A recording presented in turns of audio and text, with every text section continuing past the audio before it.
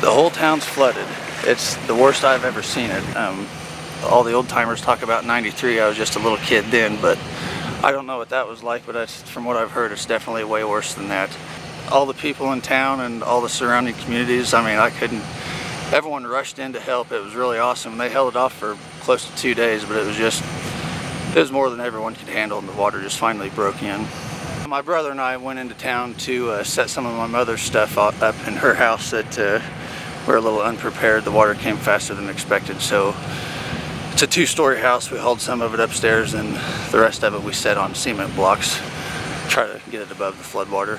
2 to 4 feet, and it's quickly rising. We were in there for 2 to 3 hours, and it rose, I'm guessing, 5 inches just in the time we were there. It's a shame. I mean, it's a small community. It's a farming community. It's declining, and I'm just afraid that this might. I hope we can recover. I don't know if it'll recover from this or not. It's devastating. Well, we had a levee breach this morning and started filling in Craig from the north side, and so we've been standing by to make sure that the residents get out today and make sure that we're just taking care of everybody that's trying to work. Last time I was in there, water was pretty much in every street and was coming in at a pretty good rate and filling up the streets.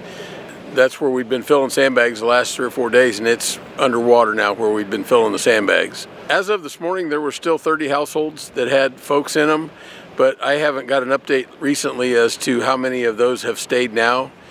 Some of them I know were not planning on leaving. We'll check that out later to see how many were still there.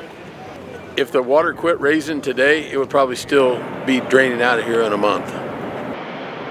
Well, I came in yesterday and got my grandmother out and some kids out and took them to the church in Mountain City, and my uncle decided to stay in town and his truck died on him, so I raced back in to see if we couldn't get it jump started, but the water came up too fast.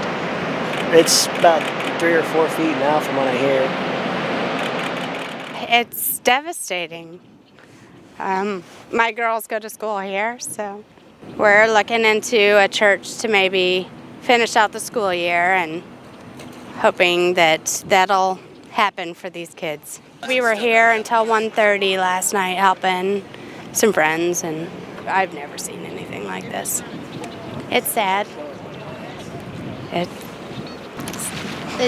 sad that everybody's having to get up and leave their houses, that the farmers are losing everything that they've worked for.